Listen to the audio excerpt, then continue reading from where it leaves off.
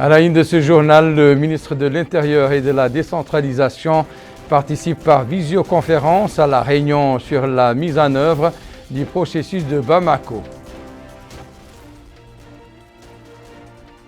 La commissaire à la sécurité alimentaire s'informe sur le fonctionnement des infrastructures relevant de son département dans les wilayas du Brakna et du Tagan.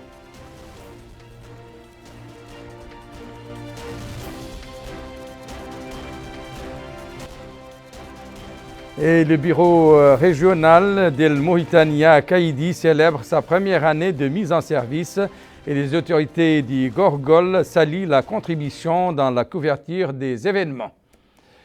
Mesdames, Messieurs, bonsoir et bienvenue à ce journal pour continuer à jouir de votre bonne santé. Faites-vous vacciner, vous prémunir de la COVID-19 et respectez les mesures barrières.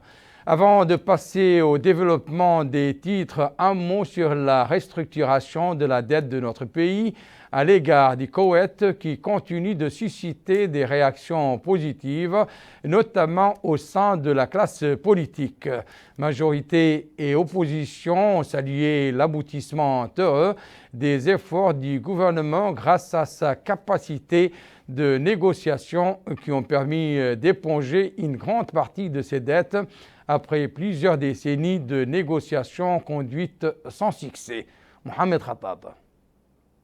Par l'accord définitif trouvé avec l'État du Koweït pour le règlement du dossier de la dette accumulée sur 40 ans, la Mauritanie met fin à l'une des plus grandes crises auxquelles elle a fait face plusieurs décennies durant. Une dette qui a été restructurée pour en annuler 95% des intérêts et convertir les 5% restants en investissements locaux profitables aux deux pays, alors que son montant principal dépasse les 82 millions de dollars, sera remboursé sur une période de 20 ans. Un accord historique pour la Mauritanie qui n'en finit pas de réconforter les cœurs des Mauritaniens, notamment sa classe politique. Pour Mohamed Ould Mouloud, président de l'Union des forces de progrès, c'est une grande réalisation parce que c'est un problème qui a perduré des décennies durant sans succès. Et voilà qu'un beau jour, comme par coup de baguette magique, il est définitivement réglé. C'est un grand pas en avant, longtemps attendu.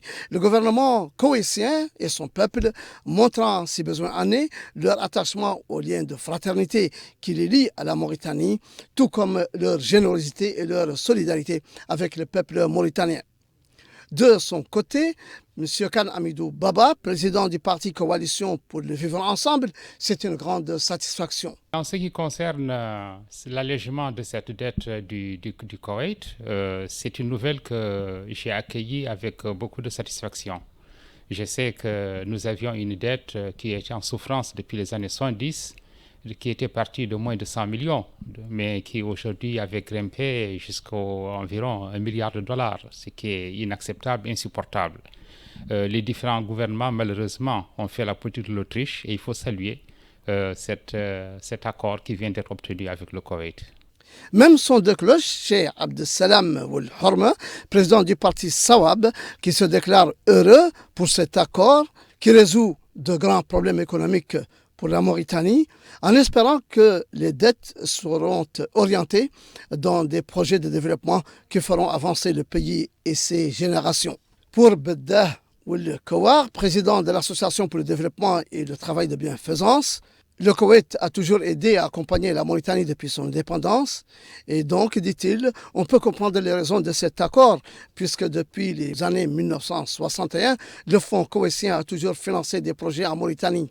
L'effacement des intérêts de cette dette est d'une importance capitale pour l'économie nationale et nous espérons qu'il aidera à améliorer les conditions de vie des populations, surtout que la méthode Ghazouani ne cible que le bien du citoyen mauritanien. C'est dire qu'il n'est donc pas étonnant que le gouvernement koweïtien soit toujours aux côtés des Mauritaniens, surtout depuis que la Mauritanie a montré qu'elle est sur la bonne voie sous la direction éclairée du président Mohamed Ould Cheikh El Ghazouani. Le ministre de l'Intérieur et de la Décentralisation, M. Mohamed Salem Ould Merzoug, a participé aujourd'hui par visioconférence aux travaux de la réunion du G5 Sahel sur la mise en œuvre du processus de Bamako. Cette rencontre était l'occasion pour Monsieur le ministre de souligner que dans le cadre de l'opérationnalisation des conclusions de Bamako, notre pays a enregistré des avancées notables en matière d'inclusion des réfugiés dans les systèmes nationaux. Abdoul Adamaba. Cette rencontre intergouvernementale des pays du G5 Sahel a été une opportunité de tirer un bilan à propos du respect par les États des engagements qui ont été consignés dans le processus de Bamako, qui est principalement lié au dialogue régional de protection et de solutions dans le cadre des déplacements forcés au niveau du Sahel. La Mauritanie, comme vous le savez, accueille depuis 2012 un nombre important de réfugiés d'un pays frère proche de plus de 60 000 personnes dans un seul camp qui est donc un camp qui est aujourd'hui connu, qui est le camp d'Mbere, qui est en passe de devenir la 4e ville du pays en termes de poids démographique. Plusieurs autres milliers de réfugiés se trouvent dans les localités des Dohod et dans des agglomérations urbaines comme Nouakchott et donc sur la côte atlantique, ainsi qu'au niveau de la capitale économique de notre pays. En dehors des réfugiés du Sahel, nous recevons aussi des réfugiés venus de Côte d'Ivoire et de Centrafrique. Ces réunions a par ailleurs été marquées par d'autres interventions des autres pays du G5 Sahel. Ils ont évoqué la mise en œuvre des engagements qui ont été pris. Direction à présent le Tagan, 4e étape du périple de la commissaire à la sécurité alimentaire à l'intérieur du pays. Madame Fatimatou Khatri a procédé au lancement de 8 projets au profit de la population du Tagan. Elle a par ailleurs pris connaissance du fonctionnement des infrastructures relevant de son département dans cette wilaya. Amina Metrlil.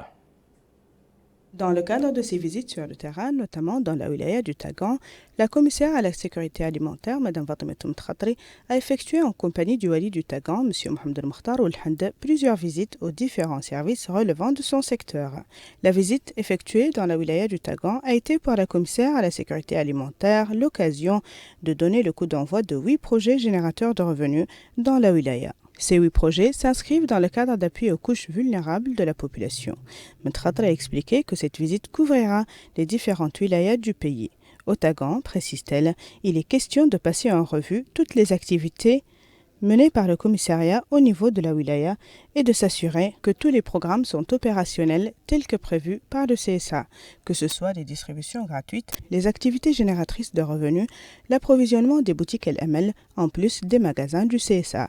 La situation des magasins destinés à l'approvisionnement des boutiques LML, affirme la commissaire, est très satisfaisante avec la présence sur place de tous les produits en quantité suffisante. Après la supervision du lancement des activités génératrices de revenus, Mme Khatri a annoncé la réunion avec tous les acteurs et bénéficiaires de ces activités afin d'échanger sur les meilleurs moyens de faire bénéficier ces activités aux seuls ayant droit. La commissaire à la sécurité alimentaire s'est rendue dans les magasins du CSA et a interrogé les responsables sur les méthodes adoptées de distribution des produits alimentaires y présents. Elle a également visité certaines des boutiques LML où elle a interrogé les gestionnaires sur les niveaux d'approvisionnement et la qualité des produits. Enfin, la délégation a visité le groupement des femmes pour l'industrialisation des dattes où elle a reçu des explications sur son mode de fonctionnement ainsi que les difficultés rencontrées à ce sujet. C'était avant de visiter les coopératives féminines et examiner leurs produits locaux. La veille, la commissaire à la sécurité alimentaire de passage dans la wilaya du Brakna avait tenu à Alec une réunion avec les autorités administratives et les élus locaux.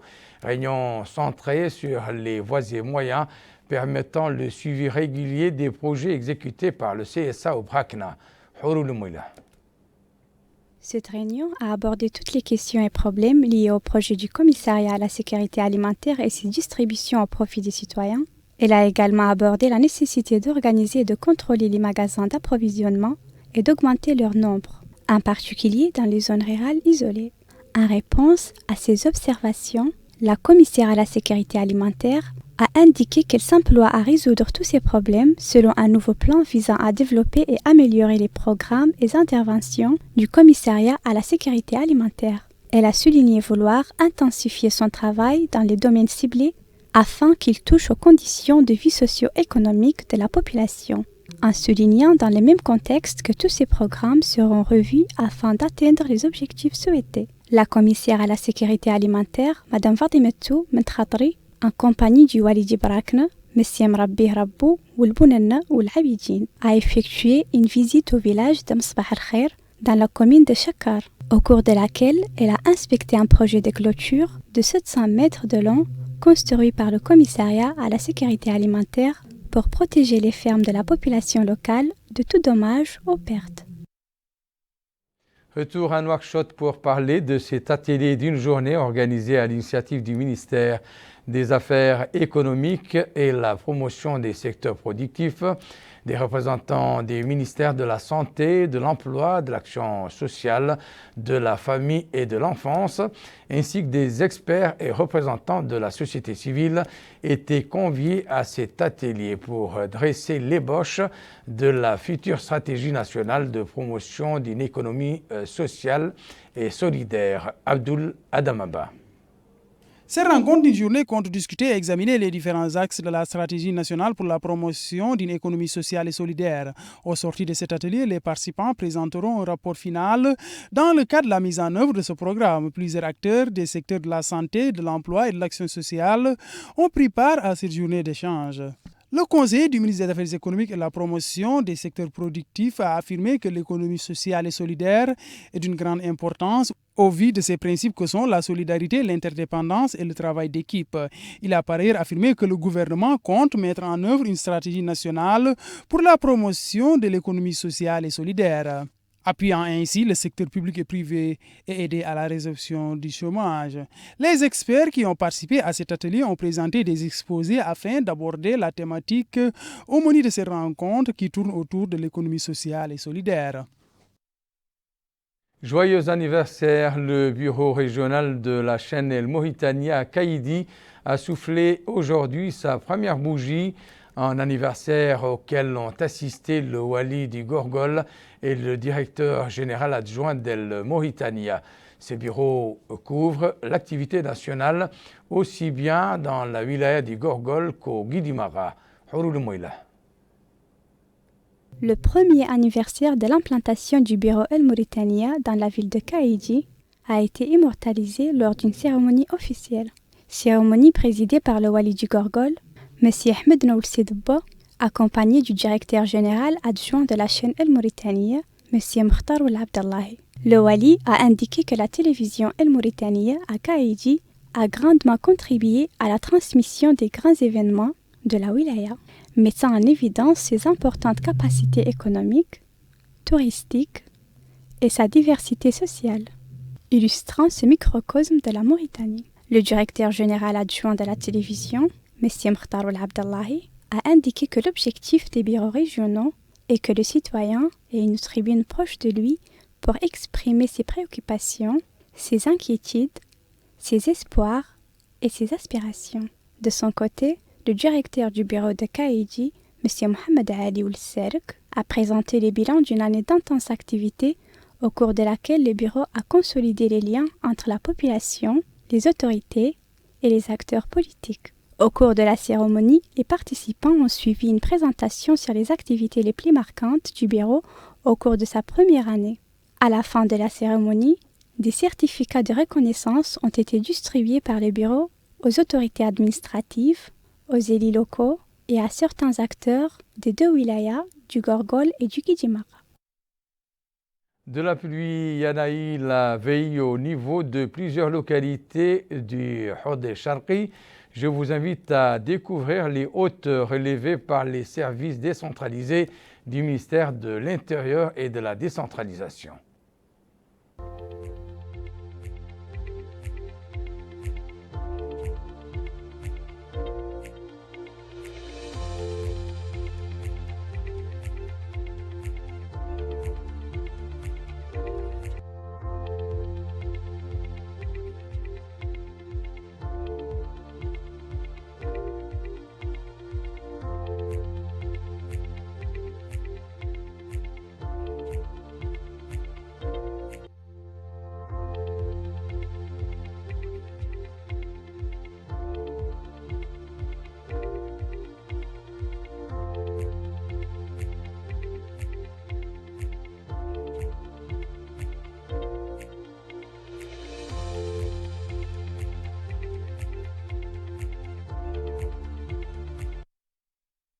L'actualité relative à la pandémie du Covid-19, nous la découvrons dans le bulletin quotidien du ministère de la Santé.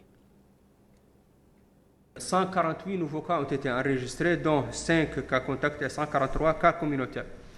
Des 148 nouvelles guérisons et malheureusement 4 décès. Le cumul de cas positifs enregistrés depuis le début de la pandémie est de 33 580. Le cumul de guérison est de 30 525 et le cumul de décès est de 715. Pour les cas actifs, aujourd'hui nous avons 2340 cas actifs, dont 2238 asymptomatiques, 59 avec des symptômes simples et 43 avec situation clinique grave. La répartition des nouveaux cas positifs par Mougata'a, 3 ont été enregistrés à Barkewel, 2 à Gerou, 2 à Ifa, 3 à Kaidi, 2 à Mongel, 4 à Mektar Hajar, 6 à Boutilimit, 2 à Mederdra, 3 nouveaux cas à Wadenaga, 4 à Rosso, 6 à Oujeft, 7 à Atar, 1 à Wadan, 6 à Chami, 13 à Nouadhibou, 1 à Tichit, 2 à Tijikje, 2 à Birmgrain, 3 à Fderek, 8 à Zouarat, 1 nouveau cas à Gjojet, 1 à Benishab, 6 à Oksar, 20 à Tavrakzena, 5 à Darnaïm, 5 à Tayart, 12 à Toujounim, 11 nouveaux cas ont été enregistrés à Arafat et 7 à Riyad. Les tests réalisés durant les dernières 24 heures sont au nombre de 2329, dont 1759 TDR et 570 PCR. La vaccination a démarré hier pour 7 jours dans le cadre de la 3e campagne de vaccination anti-Covid-19. Pour les 3 antigènes utilisés dans la campagne, le premier, le Johnson & Johnson, nous avons réalisé 12 100 vaccinations pour la première journée, ce qui représente 12% de notre cible.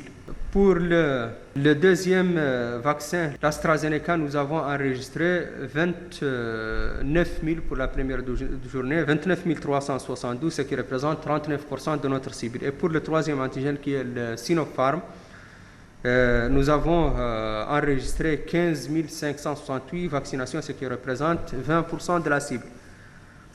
Les 3 vaccins cumulés, pour la première journée, au total 56 995 vaccinés. Vaccinations ont été réalisées durant le premier jour de la campagne. Les répartitions par région, Houd Sharqi 6 280, 1435 vaccinés à Houd al-Gharbi, 2339 à Nasaba, 5196 au Gorgol, 4199 au Brakna, 3050 au Trarza, 1494 à Nadrar, 9533 à Dakhlet Nouadhibou, 679 au Tagan, 2812 à Guidimaqa, 1170 à Tirzamour, 553 à Inchiri, 11 446 à Nouakchott-Ouest, 3368 à Nouakchott-Nord et 3441 à Nouakchott-Sud. L'actualité nationale reste dominée par la campagne nationale de vaccination contre la Covid-19 qui se poursuit pour la 2e journée consécutive, notamment à Néma et Ayoun. Comment évolue le rythme de cette opération au niveau des capitales des deux Audes? C'est ce que nous allons voir dans ce reportage de Mohamed Khattab. Au 2e jour de la 3e campagne nationale de vaccination contre la Covid-19, les autorités sanitaires au niveau du Houd Sharqi redoublent d'efforts pour convaincre les populations à venir se faire vacciner. À Néma, les autorités sanitaires adoptent des stratégies multiples pour approcher les services de vaccination des populations, comme l'affirme ce docteur, qui précise que 24 équipes ont été réparties, dont 3 mobiles sillonnant les 10 communes de la Moukata'a, 18 fixes dispatchés entre les centres de santé, la 5e région militaire et le centre hospitalier régional, et 18 autres tournant autour des points de santé de la ville. L'affluence reste grande ici et là pour prendre le vaccin, ce qui dénote de la prise de conscience des populations quant au danger de la maladie et de l'impérieuse nécessité de s'en prémunir en respectant les mesures préventives et en allant se faire vacciner. Nous sommes venus aujourd'hui prendre la Deuxième dose du vaccin AstraZeneca, dit ce monsieur. Les rumeurs que certains véhiculaient pour faire peur aux gens, dit cet autre, sont tombées à l'eau et il y a une réelle prise de conscience chez les populations qui affluent vers le centre de vaccination. C'est dire carrément, l'heure est à la vaccination contre la Covid-19 et autant les civils que les militaires, tous viennent massivement prendre leur dose de vaccin pour protéger leur santé. Après la vaccination de 1500 personnes avec le vaccin AstraZeneca et 5963 autres au vaccin Sinopharm, en plus de la mise à disposition de 8000 vaccins Johnson & Johnson, la troisième campagne nationale de vaccination se poursuit tout azimut au Had al-Gharbi, où le directeur régional de la santé, Dr Amadou Ba, fait remarquer que les structures sanitaires dans la wilaya sont totalement prêtes à assurer les services nécessaires de vaccination pour toute la population cible, les équipes, le vaccin et le matériel logistique disponible avec 36 staffs médicaux, dont 16 équipes fixes, 9 avancées et 12 mobiles répartis dans toute la wilaya. Ici, à Ayoun, l'affluence va grandissante et les populations s'en félicitent, comme le souligne cette femme qui appelle les citoyens à venir prendre le vaccin. Même son de cloche, cet homme qui soutient qu'il vaut mieux être parmi les premiers à prendre le vaccin et se prémunir contre la maladie plutôt que d'attendre pour être le dernier et peut-être rater l'occasion. Comme quoi, la troisième campagne nationale de vaccination qui bat son plein promet d'être réussie. Maintenant que les populations sont de plus en plus conscientes que la vaccination est un outil essentiel pour protéger leur santé et leur vie. Des Daoudes, nous revenons à Kifa où plusieurs éléments du groupement de maintien de l'ordre et de combat numéro 2, plus connu sous le nom de GEMOC basé à Kifa, ont pris la deuxième dose du vaccin AstraZeneca. Outre ce vaccin, les autorités sanitaires ont également disponibilisé le vaccin américain Johnson & Johnson et le chinois Sinopharm dans le but de contenir la propagation du virus à travers l'immunisation des citoyens.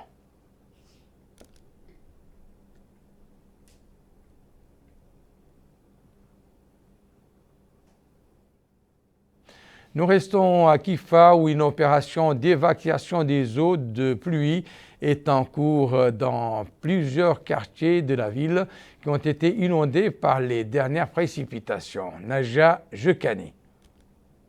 Ces services techniques mis en place par le Bureau de l'assainissement national ont entamé les actions de nettoyage des réseaux de l'assainissement dans la ville de Kifa, afin de les débarrasser des ordures et d'évacuer les monticules de sable. Le Wali, M. Mohamed Ahmed Mouloud, a indiqué que tous les moyens nécessaires à cette opération ont été pris à temps. Le Wali a ajouté que le Bureau national de l'assainissement a disponibilisé tous les services techniques nécessaires dans ce cadre, notamment des machines de pompage de forte pression et des camions. Il a ajouté que le bureau a envoyé un ingénieur hydraulique pour résoudre les problèmes provoqués par les pluies en cette période. Cette opération contribuera à réduire les marécages. M. Zenoul Mohamed, ingénieur hydraulique au Bureau national de l'assainissement, a indiqué qu'ils ont effectué le nettoyage de 800 mètres linéaires d'eau, l'ouverture de 4 ponts pour traîner l'eau dans les réseaux qui étaient bouchés par la poussière et les ordures. Cela a permis de prélever 700 tonnes des eaux de pluie. Selon les organisateurs du programme, la ville de Kifa bénéficiera d'un réseau d'évacuation des eaux pluviales avec une longueur de 1,6. Nous basculons sur la ville de Rosso qui vit elle aussi à l'heure de cette campagne de vaccination nationale anti-Covid-19 sous-tendue par la sensibilisation de la population sur l'importance de prendre le vaccin tout en continuant de respecter les mesures barrières. Naja Jekani. Le deuxième jour de l'opération de vaccination dans le centre hospitalier de Rosso a été marqué par une forte affluence des citoyens. Conformément aux instructions des autorités sanitaires, toutes les informations relatives aux documents doivent être intégrées dans l'ordinateur et au niveau de l'état civil. Ces informations permettront d'obtenir des statistiques sur le nombre de citoyens qui ont répondu à l'opération de la vaccination. M. Tiaoul Mohamed Beb, infirmier président du centre hospitalier de Rosso, a souligné le fait que ces informations ont pour but d'identifier chaque citoyen et de pouvoir lui établir un fichier sanitaire bien détaillé. M. Tiaoul Mohamed Beb a indiqué que le centre hospitalier dispose de 3 vaccins, en l'occurrence Sinopharm, AstraZeneca et Johnson & Johnson. Il a demandé aux habitants de maintenir cette affluence et de profiter de cette occasion de la campagne de vaccination.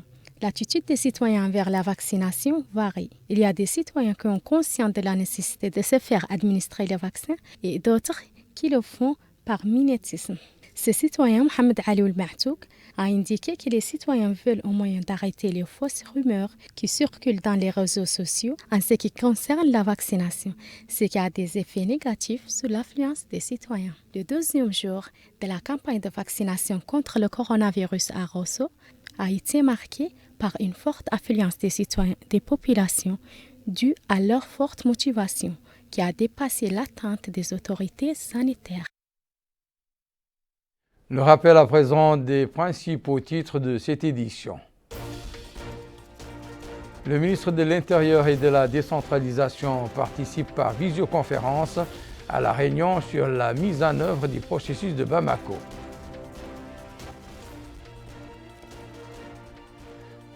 La commissaire à la sécurité alimentaire s'informe sur le fonctionnement des infrastructures relevant de son département dans les wilayas du Brakna et du Tagan. Le bureau régional d'El Mauritania à Kaïdi célèbre sa première année de mise en service et les autorités du Gorgol saluent sa contribution dans la couverture des événements. C'est la fin de cette édition. Merci pour votre attention. Excellent moment avec le reste des programmes d'El Mauritania. Au revoir.